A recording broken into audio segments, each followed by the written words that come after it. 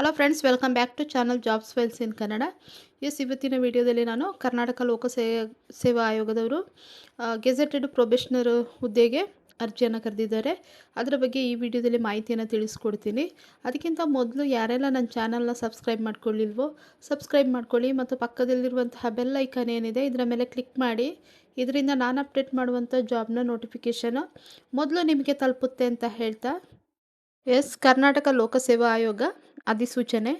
Karnataka gazetted professional ಸ್ಪರ್ಧಾತ್ಮಕ ಪರೀಕ್ಷೆಗಳ ಮೂಲಕ ನೇಮಕಾತಿ ನಿಯಮಗಳು 1997 ಹಾಗೂ ಕಾಲಕಾಲಕ್ಕೆ ತಿದ್ದುಪಡಿಯಾದ ನಿಯಮಗಳ ಅಡಿಯಲ್ಲಿ ಗೆಜೆಟೆಡ್ ಪ್ರೊಫೆಷನರ್ 2026-27ನೇ ಸಾಲಿನ ಹುದ್ದೆಗಳನ್ನು ಭರ್ತಿ ಮಾಡಲು ಆಯೋಗವು ನಡೆಸುವ ಪೂರ್ವ ಪರೀಕ್ಷೆಗೆ ಅರ್ಹ ಅಭ್ಯರ್ಥಿಗಳಿಂದ ಆನ್ಲೈನ್ ಮೂಲಕ ಅರ್ಜಿಯನ್ನು ಆಹ್ವಾನಿಸಿದೆ. ಇನ್ನು ಹುದ್ದೆಗಳ ಬಗ್ಗೆ ವಿವರವಾಗಿ ಇಲ್ಲಿ ಕೆಳಗಡೆ ಕೊಟ್ಟಿದ್ದಾರೆ. ಗ್ರೂಪ್ ಎ ಹುದ್ದೆಯಾಗಿರುತ್ತೆ. ಇದು ಸಹಾಯಕ ಆಯುಕ್ತರು, ಕಿರಿಯ ಶ್ರೇಣಿ ಸಿಬ್ಬಂದಿ ಮತ್ತು ಆಡಳಿತ ಸುಧಾರಣೆ ಇಲಾಖೆ. ಅಲ್ಲಿ ಉಳಿಕೆ ಮೂಲ ವೃಂದದಲ್ಲಿ 36 ಹುದ್ದೆ ಖಾಲಿ ಇದೆ. ಹೈದರಾಬಾದ್ ಕರ್ನಾಟಕ ವೃಂದದಲ್ಲಿ 3 ಹುದ್ದೆ ಖಾಲಿ ಇದೆ. ಟೋಟಲ್ ಆಗಿ 39 ಹುದ್ದೆ ಖಾಲಿ ಇದೆ. ಇನ್ನು ವಾಣಿಜ್ಯ ತೆರಿಗೆಗಳ ಸಹಾಯಕ ಆಯುಕ್ತರು, ವಾಣಿಜ್ಯ ತೆರಿಗೆ ಇಲಾಖೆ, ಅಲ್ಲಿ ಉಳಿಕೆ ಮೂಲದಲ್ಲಿ 50 ಇದೆ. ಹೈದರಾಬಾದ್ ಕರ್ನಾಟಕದಲ್ಲಿ ಯಾವುದೇ ಇಲ್ಲ. ಒಟ್ಟು ಹುದ್ದೆಗಳು 50 ಹುದ್ದೆ ಖಾಲಿ ಇದೆ. ಇನ್ನು ಸಹಾಯಕ ನಿರ್ದೇಶಕರು, ಖಜಾನೆ ಇಲಾಖೆ, ಅಲ್ಲಿ 2 ಹುದ್ದೆ ಖಾಲಿ ಇದೆ. ಇನ್ನು ಕಾರ್ಯನಿರ್ವಾಹಕ ಅಧಿಕಾರಿ, ಸಹಾಯಕ ಕಾರ್ಯದರ್ಶಿ, ಗ್ರಾಮೀಣಾಭಿವೃದ್ಧಿ ಮತ್ತು ಪಂಚಾಯತ್ ರಾಜ್ ಇಲಾಖೆ, ಅಲ್ಲಿ 13 ಹುದ್ದೆ ಉಳಿಕೆ ಮೂಲದಲ್ಲಿ ಖಾಲಿ ಇದೆ. ಹೈದರಾಬಾದ್ ಕರ್ನಾಟಕ ಅಲ್ಲಿ 2 ಹುದ್ದೆ ಖಾಲಿ ಇದೆ. ಟೋಟಲ್ ಆಗಿ 15 ಹುದ್ದೆ ಖಾಲಿ ಇದೆ. ಇನ್ನು ಸಹಾಯಕ ನಿರ್ದೇಶಕರು ಗ್ರೇಡ್ 1 ಸಮಾಜ ಕಲ್ಯಾಣ ಇಲಾಖೆ, ಇಲ್ಲಿ ಉಳಿಕೆ ಮೂಲದಲ್ಲಿ 11 ಹುದ್ದೆ ಖಾಲಿ ಇದೆ. ಇನ್ನು ಹೈದರಾಬಾದ್ ಕರ್ನಾಟಕದಲ್ಲಿ ಯಾವುದೇ ಹುದ್ದೆ ಖಾಲಿ ಇಲ್ಲ. ಟೋಟಲ್ ಆಗಿ ಗ್ರೂಪ್ ಎ ಹುದ್ದೆ 117 ಹುದ್ದೆ ಖಾಲಿ ಇರುವಂಥದ್ದು. ಇನ್ನು ಗ್ರೂಪ್ ಬಿ ಹುದ್ದೆ ಬಗ್ಗೆ ನೋಡೋದಾದರೆ ತಹಶೀಲ್ದಾರ್ ಗ್ರೇಡ್ 2 ಕಂದಾಯ ಇಲಾಖೆ, ಉಳಿಕೆ ಮೂಲದಲ್ಲಿ 18 ಇದೆ. ಹೈದರಾಬಾದ್ ಕರ್ನಾಟಕದಲ್ಲಿ 7 ಇದೆ. ಟೋಟಲ್ ಆಗಿ 25 ಹುದ್ದೆ ಖಾಲಿ ಇದೆ. ವಾಣಿಜ್ಯ ತೆರಿಗೆ ಅಧಿಕಾರಿ, ವಾಣಿಜ್ಯ ತೆರಿಗೆ ಇಲಾಖೆ, ಅಲ್ಲಿ ಉಳಿಕೆ ಮೂಲದಲ್ಲಿ 74 ಹುದ್ದೆ ಖಾಲಿ ಇದೆ. ಹೈದರಾಬಾದ್ ಕರ್ನಾಟಕ ವೃಂದದಲ್ಲಿ ಯಾವುದೇ ಹುದ್ದೆ ಇಲ್ಲ. ಟೋಟಲ್ ಆಗಿ 74 ಹುದ್ದೆ ಖಾಲಿ ಇದೆ. ಇನ್ನು ಸಹಾಯಕ ಅಧೀಕ್ಷಕರು, ಒಳ ಆಡಳಿತ ಇಲಾಖೆ, ಕಾರಾಗೃಹ, ಇಲ್ಲಿ 5 ಹುದ್ದೆ ಖಾಲಿ ಇದೆ. ಹೈದರಾಬಾದ್ ಕರ್ನಾಟಕದವರಿಗೊಂದು ಇದೆ. ಟೋಟಲ್ ಆಗಿ 6 ಹುದ್ದೆ ಖಾಲಿ ಇರುವಂಥದ್ದು. ಇನ್ನು ಸಹಕಾರ ಸಂಘಗಳ ಸಹಾಯಕ ನಿಬಂಧಕರು, ಸಹಕಾರ ಇಲಾಖೆ, ಇಲ್ಲಿ 19 ಹುದ್ದೆ ಖಾಲಿ ಇದೆ ಉಳಿಕೆ ಮೂಲದಲ್ಲಿ. ಹೈದರಾಬಾದ್ ಕರ್ನಾಟಕದಲ್ಲಿ 2 ಹುದ್ದೆ ಇದೆ. ಒಟ್ಟು 21 ಹುದ್ದೆ ಖಾಲಿ ಇದೆ. ಇನ್ನು ಸಹಾಯಕ ನಿರ್ದೇಶಕರು, ಕೃಷಿ ಮಾರಾಟ ಇಲಾಖೆ, ಸಹಕಾರ ಇಲಾಖೆ, ಒಟ್ಟು 10 ಹುದ್ದೆ ಖಾಲಿ ಇದೆ ಉಳಿಕೆ ಮೂಲದವರಿಗೆ. ಹಾಗೆ ಹೈದರಾಬಾದ್ ಕರ್ನಾಟಕದವರಿಗೆ 2 ಹುದ್ದೆ ಇದೆ. ಟೋಟಲ್ ಆಗಿ 12 ಹುದ್ದೆ ಖಾಲಿ ಇದೆ. ಇನ್ನು ಅಬಕಾರಿ ಉಪಾಧೀಕ್ಷಕರು, ಆರ್ಥಿಕ ಇಲಾಖೆ, ಅಬಕಾರಿ ಇಲಾಖೆ, ಇಲ್ಲಿ ಉಳಿಕೆ ಮೂಲದಲ್ಲಿ 5 ಇದೆ. ಹೈದರಾಬಾದ್ ಕರ್ನಾಟಕ ಯಾವುದೇ ಹುದ್ದೆ ಇಲ್ಲ. ಟೋಟಲ್ ಆಗಿ 5 ಹುದ್ದೆ ಖಾಲಿ ಇರುವಂಥದ್ದು. ಇನ್ನು ಉದ್ಯೋಗಾಧಿಕಾರಿ, ಕೌಶಲ್ಯಾಭಿವೃದ್ಧಿ, ಉದ್ಯಮಶೀಲತೆ ಮತ್ತು ಜೀವನೋಪಾಯ ಇಲಾಖೆ, ಅಲ್ಲಿ 3 ಹುದ್ದೆ ಖಾಲಿ ಇದೆ ಉಳಿಕೆ ಮೂಲದವರಿಗೆ. ಮುಖ್ಯ ಅಧಿಕಾರಿ ಗ್ರೇಡ್ 1 ನಗರಾಭಿವೃದ್ಧಿ ಇಲಾಖೆ, ಇಲ್ಲಿ ಉಳಿಕೆ ಮೂಲದವರಿಗೆ 18 ಇದೆ. ಹೈದರಾಬಾದ್ ಕರ್ನಾಟಕದವರಿಗೆ 2 ಇದೆ. ಟೋಟಲ್ ಆಗಿ 20 ಹುದ್ದೆ ಖಾಲಿ ಇದೆ. ಇನ್ನು ಸಹಾಯಕ ಖಜಾನಾಧಿಕಾರಿ, ಆರ್ಥಿಕ ಇಲಾಖೆ, ಖಜಾನೆ, 12 ಹುದ್ದೆ ಉಳಿಕೆ ಮೂಲದವರಿಗೆ ಇದೆ. ಹೈದರಾಬಾದ್ ಕರ್ನಾಟಕದವರಿಗೆ ಯಾವುದೇ ಹುದ್ದೆ ಇಲ್ಲ. ಇನ್ನು ಸಹಾಯಕ ನಿರ್ದೇಶಕರು, ಆಹಾರ, ನಾಗರಿಕ ಸರಬರಾಜು ಮತ್ತು ಗ್ರಾಹಕರ ವ್ಯವಹಾರಗಳ ಇಲಾಖೆ, ಇಲ್ಲಿ 2 ಹುದ್ದೆ ಖಾಲಿ ಇದೆ. ಹೈದರಾಬಾದ್ ಕರ್ನಾಟಕದವರಿಗೂ 2 ಹುದ್ದೆ ಖಾಲಿ ಇದೆ. ಟೋಟಲ್ ಆಗಿ 4 ಹುದ್ದೆ ಖಾಲಿ ಇದೆ. ಇನ್ನು ಶಾಖಾಧಿಕಾರಿ, ಕರ್ನಾಟಕ ಸರ್ಕಾರದ ಸಚಿವಾಲಯ, ಇಲ್ಲಿ 5 ಹುದ್ದೆ ಖಾಲಿ ಇದೆ. ಇನ್ನು ಶಾಖಾಧಿಕಾರಿ, ಕರ್ನಾಟಕ ಲೋಕಸೇವಾ ಆಯೋಗ, ಇಲ್ಲಿ ಉಳಿಕೆ ಮೂಲದವರಿಗೆ 3 ಇದೆ. ಹೈದರಾಬಾದ್ ಕರ್ನಾಟಕದವರಿಗೆ 1 ಇದೆ. ಟೋಟಲ್ ಆಗಿ 4 ಹುದ್ದೆ ಖಾಲಿ ಇದೆ. ಇನ್ನು ಸಹಾಯಕ ನಿರ್ದೇಶಕರು ಗ್ರೇಡ್ 2 ಸಮಾಜ ಕಲ್ಯಾಣ ಇಲಾಖೆ, ಇಲ್ಲಿ ಉಳಿಕೆ ಮೂಲದವರಿಗೆ ಟೋಟಲ್ ಆಗಿ 11 ಹುದ್ದೆ ಖಾಲಿ ಇದೆ. ಒಟ್ಟು ನೋಡೋದಾದರೆ 202 ಹುದ್ದೆ ಖಾಲಿ ಇರುವಂಥದ್ದು. ಇನ್ನು ಗ್ರೂಪ್ ಎ ಹುದ್ದೆ 117 ಹುದ್ದೆ ಒಟ್ಟು ಖಾಲಿ ಇದೆ. ಗ್ರೂಪ್ ಬಿ 202 ಇದೆ.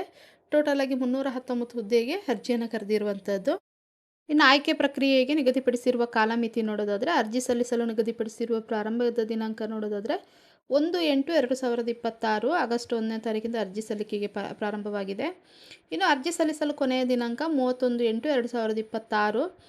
ಇನ್ನು ಪೂರ್ವಭಾವಿ ಪರೀಕ್ಷಾ ದಿನಾಂಕ ತಾತ್ಕಾಲಿಕವಾಗಿ ಕೊಟ್ಟಿದ್ದಾರೆ 15/11/2026 ನವೆಂಬರ್ 15ನೇ ತಾರೀಕಿಗೆ ಕೊಟ್ಟಿದ್ದಾರೆ. ಇನ್ನು ಸದರಿ ಹುದ್ದೆಗಳ ನೇಮಕಾತಿಗೆ ಸಂಬಂಧಿಸಿದಂತೆ ನಡೆಸಲಾಗುವ ಪರೀಕ್ಷೆಗಳು ಹಾಗೂ ವ್ಯಕ್ತಿತ್ವ ಪರೀಕ್ಷೆಗಳ ಸಂಭಾವ್ಯ ದಿನಾಂಕಗಳ ಹಾಗೂ ಫಲಿತಾಂಶ ಪ್ರಕಟಣೆ ಸಂಭಾವ್ಯ ದಿನಾಂಕಗಳ ಪಟ್ಟಿಯನ್ನು ಆಯೋಗದ ವೆಬ್ಸೈಟ್ನಲ್ಲಿ ಅಭ್ಯರ್ಥಿಗಳ ಮಾಹಿತಿಗಾಗಿ ಪ್ರಕಟಿಸಲಾಗಿದೆ ಅಂತ ಹೇಳಿದ್ದಾರೆ. ಇನ್ನು ಅರ್ಜಿ ಸಲ್ಲಿಸುವ ಸಂದರ್ಭದಲ್ಲಿ ತೊಂದರೆ ಏನಾದರೂ ಉಂಟಾದರೆ ಈ ಕೆಳಗಿನ ಹೆಲ್ಪ್ಲೈನ್ ನಂಬರ್ ಏನು ಕೊಟ್ಟಿದ್ದಾರೆ ಇದನ್ನು ಸಂಪರ್ಕಿಸಿ ಅಂತ ಹೇಳಿದ್ದಾರೆ.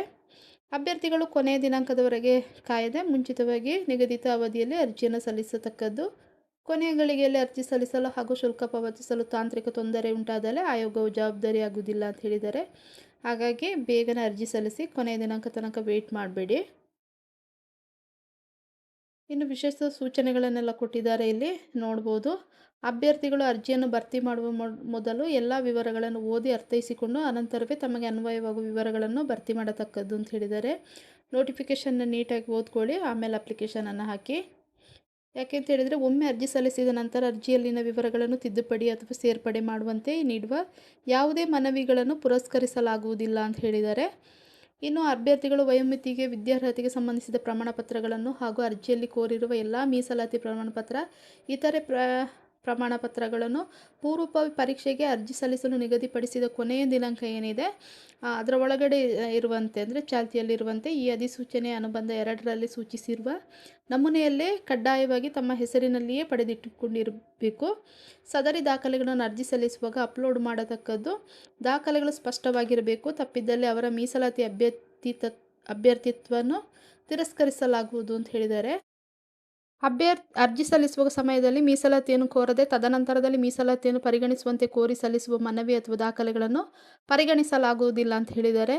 ಇನ್ನು ಅಭ್ಯರ್ಥಿಗಳು ಅರ್ಜಿ ಸಲ್ಲಿಸುವ ಸಂದರ್ಭದಲ್ಲಿ ವಿಳಾಸ, ಪ್ರವರ್ಗ, ತಂದೆ ತಾಯಿ ಹೆಸರು, ವಿದ್ಯಾರ್ಹತೆ ಮುಂತಾದ ವಿಷಯಗಳನ್ನು ತಪ್ಪಾಗಿ ನಮೂದಿಸಿರುವುದಾಗಿ ತಿಳಿಸಿ ಸದರಿ ಮಾಹಿತಿಯನ್ನು ಬದಲಾವಣೆ ಮಾಡುವಂತೆ ಮನವಿ ಸಲ್ಲಿಸುತ್ತಿರುವ ಹಿನ್ನೆಲೆಯಲ್ಲಿ ಆಯೋಗಕ್ಕೆ 1 ಬಾರಿ ತಂತ್ರಾಂಶದ ಮುಖಾಂತರ ಅರ್ಜಿ ಸಲ್ಲಿಸಿದ ನಂತರ ಸದರಿ ಅರ್ಜಿಯಲ್ಲಿನ ಮಾಹಿತಿಯನ್ನು ಆಯೋಗದ ಅಧಿಕಾರಿ ಅಥವಾ ಸಿಬ್ಬಂದಿಗಳಿಗೆ ತಂತ್ರಾಂಶದಲ್ಲಿ ಬದಲಾವಣೆ ಮಾಡಲು ಸಾಧ್ಯವಿರದ ಹಿನ್ನೆಲೆಯಲ್ಲಿ ಅಭ್ಯರ್ಥಿಗಳೇ ನೇರವಾಗಿ ಅರ್ಜಿ ಸಲ್ಲಿಸಲು ನಿಗದಿಪಡಿಸಿದ ಕೊನೆಯ ದಿನಾಂಕದೊಳಗಡೆ ಮಾಹಿತಿಯನ್ನು ಸರಿಪಡಿಸಿ ಅರ್ಜಿ ಸಲ್ಲಿಸಲು ಅವಕಾಶವನ್ನು ಕಲ್ಪಿಸಲಾಗಿದೆ.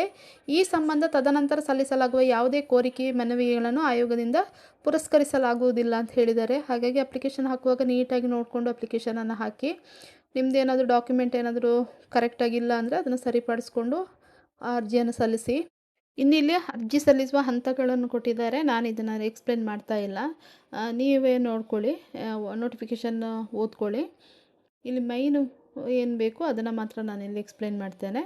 ಇನ್ನು ಶುಲ್ಕದ ಬಗ್ಗೆ ನೋಡೋದಾದರೆ, ಸಾಮಾನ್ಯ ಅರ್ಹತೆ ಅಭ್ಯರ್ಥಿಗಳಿಗೆ ರೂ. 600 ಇರುತ್ತೆ. ಇನ್ನು ಪ್ರವರ್ಗ 2A, 2B, 3A, 3Bಗೆ ಸೇರಿದ ಅಭ್ಯರ್ಥಿಗಳಿಗೆ ₹300 ಇರುತ್ತೆ. ಮಾಜಿ ಸೈನಿಕ ಅಭ್ಯರ್ಥಿಗಳಿಗೆ ರೂ. 50 ಇರುತ್ತೆ. ಇನ್ನು ಪರಿಶಿಷ್ಟ ಜಾತಿ, ಪರಿಶಿಷ್ಟ ಪಂಗಡ, ಪ್ರವರ್ಗ 1 ಹಾಗೂ ಅಂಗವಿಕಲ ಅಭ್ಯರ್ಥಿಗಳಿಗೆ ಶುಲ್ಕ ಪಾವತಿಯಿಂದ ವಿನಾಯಿತಿಯನ್ನು ಕೊಟ್ಟಿದ್ದಾರೆ. ಇನ್ನು ಅಭ್ಯರ್ಥಿಗಳು ನಿಗದಿಪಡಿಸಿದ ಶುಲ್ಕವನ್ನು ಕಡ್ಡಾಯವಾಗಿ ಪಾವತಿಸತಕ್ಕದ್ದು. ಒಮ್ಮೆ ಶುಲ್ಕವನ್ನು ಪಾವತಿಸಿದ ನಂತರ ಅದನ್ನು ಯಾವುದೇ ಸಂದರ್ಭದಲ್ಲಿಯೂ ಹಿಂದಿರುಗಿಸಲಾಗುವುದಿಲ್ಲ ಅಥವಾ ಅದನ್ನು ಆಯೋಗದ ನಡೆಸುವ ಇತರೆ ಪರೀಕ್ಷೆ ಅಥವಾ ನೇಮಕಾತಿಗೆ ಹೊಂದಿಸಿಕೊಳ್ಳಲಾಗುವುದಿಲ್ಲ. ಶುಲ್ಕವನ್ನು ಸಂದಾಯ ಮಾಡದಿದ್ದಲ್ಲಿ ಅಂತಹ ಅರ್ಜಿಗಳನ್ನು ತಿರಸ್ಕರಿಸಲಾಗುವುದು ಅಂತ ಹೇಳಿದ್ದಾರೆ. ಹಾಗಾಗಿ ನಿಗದಿತ ದಿನಾಂಕದೊಳಗಡೆ ನೀವು ಫೀಸ್ ಪೇ ಮಾಡಬೇಕಾಗತ್ತೆ. ಇನ್ನು ಪರೀಕ್ಷೆಯ ಪ್ರಯತ್ನಗಳ ಬಗ್ಗೆ ನೋಡೋದಾದರೆ, ಸಾಮಾನ್ಯ ಅರ್ಹತೆಯ ಅಭ್ಯರ್ಥಿಗಳಿಗೆ 5 ಬಾರಿ ಪ್ರಯತ್ನ ಪಡ್ಬೋದು.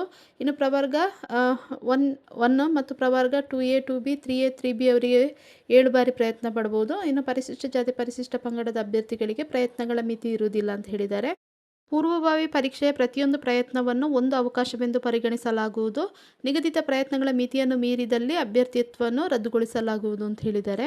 ಇನ್ನು ಶೈಕ್ಷಣಿಕ ವಿದ್ಯಾರ್ಹತೆ ಬಗ್ಗೆ ನೋಡೋದಾದರೆ, ಕರ್ನಾಟಕ ಗೆಜೆಟೆಡ್ ಪ್ರೊಫೆಷನಲ್ಸ್ ನೇಮಕಾತಿ ಸ್ಪರ್ಧಾತ್ಮಕ ಪರೀಕ್ಷೆ ಮೂಲಕ ನೇಮಕಾತಿ ನಿಯಮಗಳು 1997 ಹಾಗೂ 8ನೇ ತಿದ್ದುಪಡಿ ನಿಯಮಗಳು 2010 ನಿಯಮ 7ರಂತೆ ಅಭ್ಯರ್ಥಿಯು ಭಾರತದಲ್ಲಿ ಕಾನೂನು ರೀತಿಯ ಸ್ಥಾಪಿತವಾದ ಯಾವುದೇ ವಿಶ್ವವಿದ್ಯಾಲಯದ ಸ್ನಾತಕ ಅಥವಾ ಸ್ನಾತಕೋತ್ತರ ಪದವಿಯನ್ನು ಹೊಂದಿರತಕ್ಕದ್ದು ಅಥವಾ ತತ್ಸಮಾನ ವಿದ್ಯಾರ್ಹತೆಯನ್ನು ಹೊಂದಿರತಕ್ಕದ್ದು ಅಂತ ಹೇಳಿದ್ದಾರೆ. ವಿಶೇಷ ಸೂಚನೆ ಕೊಟ್ಟಿದ್ದಾರೆ.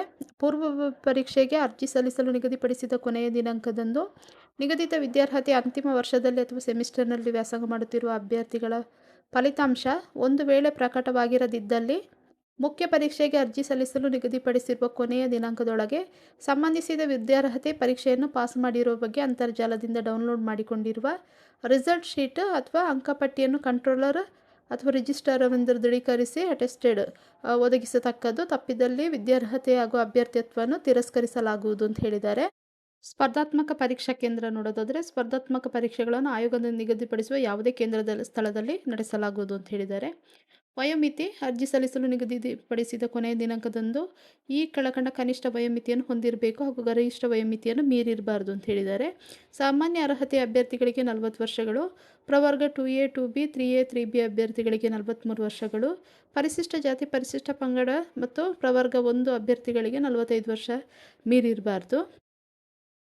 ಇನ್ನು ಇಲ್ಲಿ ಕೆಲವೊಂದು ವಿವರಣೆಗಳನ್ನು ಕೊಟ್ಟಿದ್ದಾರೆ. ನಾನು ಇದನ್ನು ಎಕ್ಸ್ಪ್ಲೇನ್ ಮಾಡ್ತಾ ಇಲ್ಲ. ದೈಹಿಕ ದಾಢ್ಯತೆ ಇರ್ಬೋದು, ಸ್ಪರ್ಧಾತ್ಮಕ ಪರೀಕ್ಷಾ ವಿಧಾನ ಇರ್ಬೋದು, ಮುಖ್ಯವಾಗಿ ಪೂರ್ವಭಾವಿ ಪರೀಕ್ಷೆ ಮತ್ತು ಮುಖ್ಯ ಪರೀಕ್ಷೆ ಇರುತ್ತೆ. ಇಲ್ಲಿ ಪರೀಕ್ಷೆಯ ಪಠ್ಯಕ್ರಮ ಕೊಟ್ಟಿದ್ದಾರೆ. ಇದನ್ನು ನಾನಿಲ್ಲಿ ಏನು ಎಕ್ಸ್ಪ್ಲೇನ್ ಮಾಡ್ತಾ ಇಲ್ಲ, ನೀವೇ ಓದ್ಕೊಳ್ಳಿ ನೋಟಿಫಿಕೇಷನ್ನ. ಅಷ್ಟೇ ಅಲ್ಲ, ಮೀಸಲಾತಿ ಕುರಿತು ಇದೆ, ಲಿಖಿತ ಪರೀಕ್ಷೆ ಬಗ್ಗೆ ಕೂಡ ಕುರಿತು ಕೊಟ್ಟಿದ್ದಾರೆ. ಇನ್ನು ವ್ಯಕ್ತಿತ್ವ ಪರೀಕ್ಷೆ ಅದರ ಬಗ್ಗೆಯೂ ಡೀಟೇಲಾಗಿ ಕೊಟ್ಟಿದ್ದಾರೆ. ನಾನು ಅದನ್ನು ಇಲ್ಲಿ ಎಕ್ಸ್ಪ್ಲೇನ್ ಮಾಡ್ತಾ ಇಲ್ಲ. ನೀವು ಅಪ್ಲಿಕೇಶನ್ ಹಾಕ್ಲಿಕ್ಕಿಂತ ಮುಂಚಿತವಾಗಿ ನೋಟಿಫಿಕೇಷನ್ನ ಡೀಟೇಲಾಗಿ ಓದ್ಕೊಂಡು ಆಮೇಲೆ ಅಪ್ಲಿಕೇಶನನ್ನು ಹಾಕಿ. ಇವತ್ತಿನ ವಿಡಿಯೋದಲ್ಲಿ ನಾನು ಕರ್ನಾಟಕ ಲೋಕಸೇವಾ ಆಯೋಗವು ಕರೆದಿರುವಂತಹ ಗೆಜೆಟೆಡ್ ಪ್ರೊಬೇಷನರ್ ಹುದ್ದೆಯ ಬಗ್ಗೆ ಸಂಪೂರ್ಣದ ಮಾಹಿತಿಯನ್ನು ಈ ವಿಡಿಯೋದಲ್ಲಿ ತಿಳಿಸ್ಕೊಟ್ಟಿದ್ದೀನಿ. ನಿಮಗೇನಾದರೂ ಆಸಕ್ತಿ ಇದ್ದರೂ, ನೀವೇನಾದರೂ ಅರ್ಜಿ ಸಲ್ಲಿಸಬೇಕು ಅಂತ ಇದ್ದರೆ ಅರ್ಜಿ ಸಲ್ಲಿಸಿ ಅಂತ ಹೇಳ್ತಾ, ಈ ವಿಡಿಯೋ ನಿಮಗೆ ಇಷ್ಟ ಆದರೆ ಒಂದು ಲೈಕ್ ಕೊಡಿ. ಹಾಗೆ ಈ ವಿಡಿಯೋದ ಅಗತ್ಯ ಯಾರಿಗಿದೆಯೋ ಅವರೊಂದಿಗೆ ಈ ವಿಡಿಯೋನ ಶೇರ್ ಮಾಡ್ಕೊಳ್ಳಿ ಅಂತ ಹೇಳ್ತಾ, ಹಾಗೆ ಸಬ್ಸ್ಕ್ರೈಬ್ ಮಾಡ್ಕೊಳ್ಳೋದನ್ನು ಮರಿಬೇಡಿ ಅಂತ ಹೇಳ್ತಾ, ಥ್ಯಾಂಕ್ ಯು ಫಾರ್ ವಾಚಿಂಗ್.